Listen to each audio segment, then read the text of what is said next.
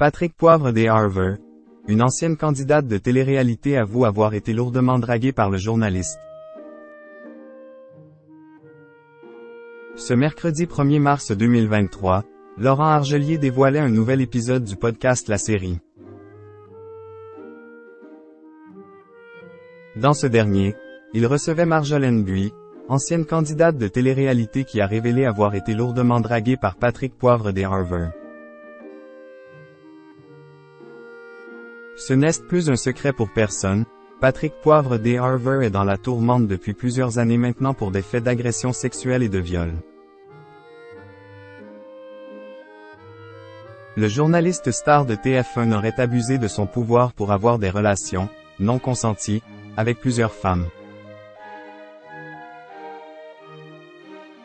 Une situation qui aurait duré pendant de longues années, sans qu'il ne soit jamais inquiété.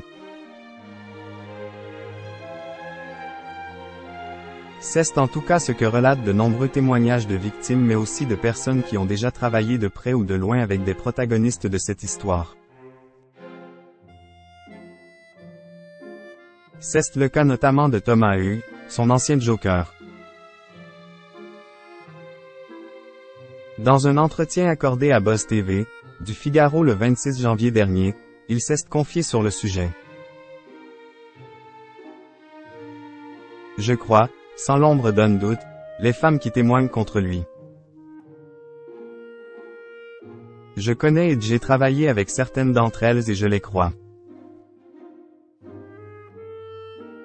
On savait tous que c'était un séducteur, même s'il existe des mots plus vulgaires pour qualifier son comportement.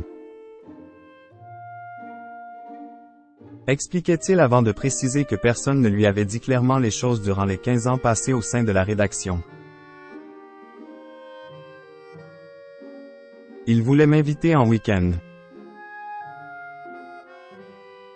Et ce mercredi 1er mars 2023, un nouveau témoignage vient une nouvelle fois confirmer le côté séducteur et dragueur de l'ancien visage de TF1. Il s'agit de Marjolaine Buis, connue pour avoir participé à l'émission Greg le Millionnaire en 2003 sur TF1.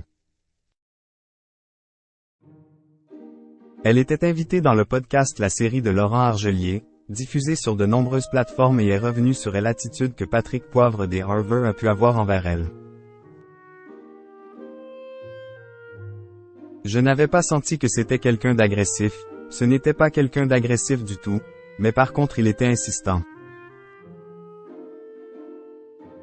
À l'époque il me faisait plus de la peine qu'autre chose, parce qu'on avait une telle différence d'âge que je ne comprenais pas qu'il puisse penser ou imaginer qu'à un moment donné il puisse y avoir quelque chose entre lui et moi. À de nombreuses reprises, il l'invite en week-end, mais elle décline à chaque fois. Il voulait m'inviter en week-end et je lui avais dit non, parce que déjà je ne le connaissais pas très bien, donc je n'allais pas partir en week-end, comme ça, avec lui.